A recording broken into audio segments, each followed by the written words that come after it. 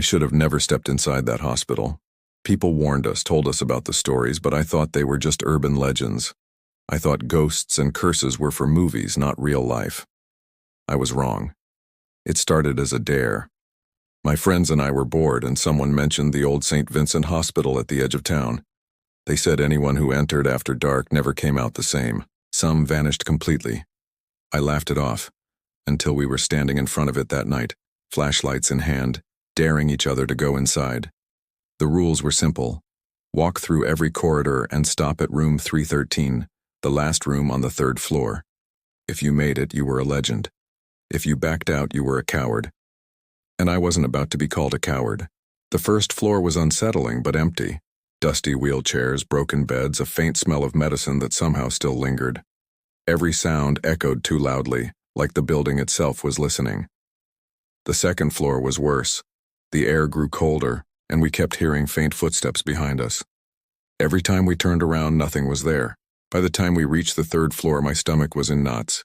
The hallway stretched endlessly, lit only by the weak beams of our flashlights. The walls were cracked, covered in stains I didn't want to think about. The silence was heavy, pressing against my ears. Finally, we saw it. Room 313. The door was ajar, swaying slightly as if it had just been opened. My friends hung back, whispering nervously. I told myself I'd be brave, that I'd prove it was all just a stupid story.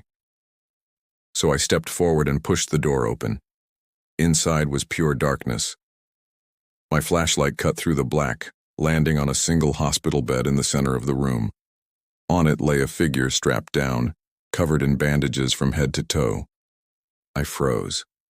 For a long moment I told myself it was just an old mannequin, some leftover medical training dummy. But then it moved. Its head turned slowly toward me. The bandages around its face shifted as it opened its mouth. What came out was not human. A wet, rasping gurgle whispered into the silence. You shouldn't have come here. My flashlight flickered violently.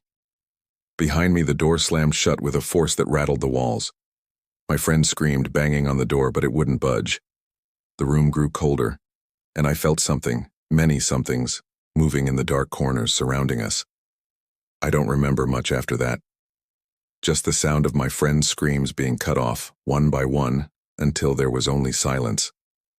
When I woke up, I was outside, alone, my flashlight lying on the cracked pavement. The hospital loomed behind me, its windows black and empty. My friends were gone. No one ever found them. And now, every night, at exactly 3:13 a.m., I hear that same voice whispering outside my window. You shouldn't have come here.